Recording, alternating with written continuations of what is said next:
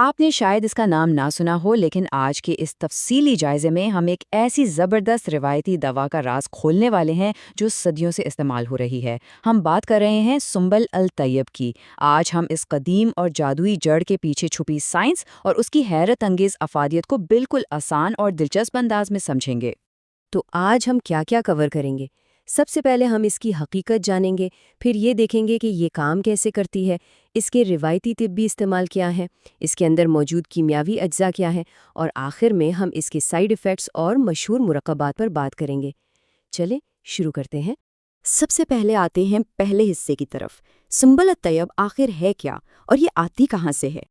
روایتی طب میں اسے سنبل الطیب کہا جاتا ہے، لیکن انٹرسٹنگ بات یہ ہے کہ الگ الگ ثقافتوں میں اس کے بہت سے نام ہیں۔ عام زبان میں اسے مشک روٹ کہتے ہیں۔ اگر ہم سائنس کی دنیا میں دیکھیں تو یہ نورڈوسٹاکس گرینڈیفلورا کہلاتی ہے اور اس کا تعلق ویلینیسی فیملی سے ہے۔ اور ہاں، مقامی طور پر اسے انڈین اسپائک نارڈ، سنبل الہند، بالچھڑ اور جٹا مانسی بھی کہا جاتا ہے۔ اگر آپ اسے دیکھیں تو یہ بظاہر بالکل پتلی بالوں جیسی الجھی ہوئی جڑوں کا ایک گچھا سا لگتا ہے۔ اس کا رنگ زرد اور تھوڑا سیاہی مائل ہوتا ہے، لیکن اس کی سب سے نمایاں اور خاص بات کیا ہے؟ اس کی بہترین، دل فریب اور خوشگوار مہک۔ یہ ایک ایسی مہک ہے جو اسے دوسری تمام جڑی بوٹیوں سے بالکل الگ کر دیتی ہے۔ اس کی 3 بڑی اقسام پائی جاتی ہیں: سنبل الطیب، سنبل رومی اور سنبل جبلی۔ اور ذرا اس کا جغرافیکل پھیلاؤ دیکھیں، کتنا زبردست ہے۔ نیپال اور کشمیر کے اونچے پہاڑوں سے لے کر بھوٹان، بنگال، چین، اور حیران کرنے والی بات یہ ہے کہ یورپ تک اس پودے کی پہنچ ہے۔ علاج کے لیے عام طور پر اس کی جڑ اور تنے کا ہی استعمال کیا جاتا ہے۔ اب آتے ہیں اس کے مزاج کی طرف، جو روایتی طب کی بالکل بنیاد ہے۔ اس پودے کا مزاج دوسرے درجے میں گرم اور خشک ہے۔ آسان لفظوں میں اس کا مطلب یہ ہے کہ یہ جسم کے اندر حرارت پیدا کر کے خون کی گردش اور اعضاء کی کارکردگی کو تیز کرنے کی ایک زبردست صلاحیت رکھتی ہے۔ تو اب دوسرے حصے کی طرف بڑھتے ہیں۔ یہ جاننا بہت ضروری ہے کہ یہ جڑی بوٹی ہمارے جسم کے اندر جا کر آخر کام کیسے کرتی ہے۔ یہ بوٹی بالکل ایک قدرتی سوئس آرمی نائف کی طرح ہے۔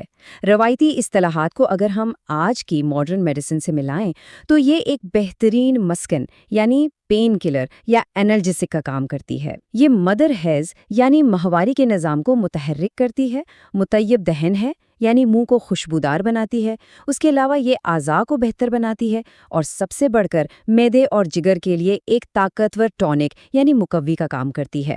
تو چلیے تیسرے حصے میں دیکھتے ہیں کہ اس شفا بخش بوٹی کو کن خاص بیماریوں کے حل کے طور پر استعمال کیا جاتا ہے۔ اس جڑ کا دائرہ کار واقعی حیرت انگیز حد تک وسیع ہے۔ یہ سرا یعنی مرگی جیسی پیچیدہ اعصابی بیماریوں سے لے کر اختلاج قلب یعنی ٹیکی کارڈیا جس میں دل کی دھڑکن تیز ہو جاتی ہے، اس کو کنٹرول کرنے کے کام آتی ہے۔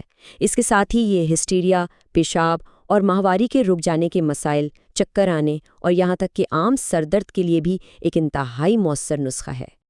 یہاں ایک لمحے کے لیے رکیے اور اس کی طاقت کا اندازہ لگائیے۔ روایتی طب میں اس کی تجویز کردہ خوراک صرف اور صرف 3 سے 5 ماشا ہے۔ یہ ایک چائے کے چمچ سے بھی بہت کم بنتی ہے۔ سوچئے یہ دوا کس قدر طاقتور اور کانسنٹریٹڈ ہے کہ اس کی اتنی سی مقدار بھی اپنا زبردست اثر دکھاتی ہے۔ چوتھے حصے میں جانتے ہیں کہ آخر اس جڑ کے اندر ایسا کیا چھپا ہے جو اسے طبی لحاظ سے اتنا قیمتی بناتا ہے۔ اگر ہم اسے لیبارٹری میں ٹیسٹ کریں تو اس کا کیمیائی پروفائل کمال کا ہے۔ اس کی وہ خاص مہک اس کے اندر موجود وولٹائل ایسنشل آئلز کی وجہ سے ہے۔ اس کے علاوہ اس میں رال، شکر، نشاستہ اور گوند بھی موجود ہیں، لیکن اس کا سب سے طاقتور ہتھیار ہے ویلینک ایسڈ، اور یہ وہی کمپاؤنڈ ہے جو آج کی ماڈرن سائنس میں بھی سکون آور ادویات کا ایک بہت اہم جز مانا جاتا ہے۔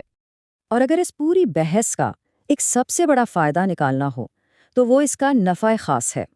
کہا جاتا ہے مقوی دماغ و معدہ و جگر، یعنی یہ اکیلی بوٹی ہمارے جسم کے 3 سب سے بڑے اور اہم نظاموں دماغ، معدے اور جگر کو بے وقت ایک ساتھ زبردست طاقت دینے کی لاجواب صلاحیت رکھتی ہے۔ اب آخری اور 5ویں حصے کی طرف بڑھتے ہیں۔ دیکھیں جہاں طاقت ہوتی ہے وہاں توازن کی بہت ضرورت ہوتی ہے۔ تو اس کے انتباہات اور مرکبات کیا ہیں؟ ہر طاقتور دوا کی طرح اس کے بھی کچھ خطرات ہیں۔ بالکل ایسے ہی جیسے ایک ہیوی انجن کو چلنے کے لیے کولنٹ چاہیے ہوتا ہے۔ اگر اسے بغیر سوچے سمجھے استعمال کیا جائے تو یہ گردوں کے لیے مضر یعنی نقصان دہ ثابت ہو سکتی ہے۔ لیکن ذرا قدیم طبیبوں کی ذہانت تو دیکھیں، انہوں نے اس کا اینٹیڈوٹ یعنی مصلح پہلے سے دریافت کر رکھا تھا، اور وہ ہے روغن گل یعنی گلاب کا تیل۔ یہ تیل اس کے سائیڈ ایفیکٹس کو بالکل ختم کر کے ایک پرفیکٹ بیلنس بنا دیتا ہے۔ اور قدیم فارمیسی کی بہترین بات یہ ہے کہ ان کے پاس ہمیشہ ایک پلان بی موجود تھا۔ اگر بالفرض یہ نایاب جڑی بوٹی نہ مل سکے تو اس کے متبادل یا بدل کے طور پر سادے کوفی نامی جڑی بوٹی کا استعمال تجویز کیا گیا ہے۔ صدیوں کے طبی تجربات کے بعد آج یہ جڑ روایتی دواسازی کا ایک لازمی حصہ بن چکی ہے۔ آپ نے شاید جوارش جالینوس اور جوارش کیومنی کبیر کا نام سنا ہو۔ یہ ان مشہور اور پیچیدہ مرکبات کی زندہ مثالیں ہیں جن میں اس بوٹی کی طاقت کو دوسرے اجزاء کے ساتھ ملا کر بہترین انداز میں استعمال کیا گیا ہے۔ تو آخر میں آپ کو ایک سوال کے ساتھ چھوڑے جا رہی ہوں۔ ذرا سوچئے، اگر ہمالیہ کی پہاڑیوں سے آنے والی صرف ایک جڑ کو سمجھنے اور اسے احتیاط سے استعمال کرنے کے لیے اس قدر علم، توازن اور باریک بینی کی ضرورت ہے، تو ان قدیم طبی حوالوں میں اور کتنے ہی پیچیدہ اور حیرت انگیز فارماکولوجیکل راز ابھی کھلنے باقی ہیں۔ قدرتی خزانوں کو سمجھنے کا یہ سفر تو ابھی بس شروع ہی ہوا ہے۔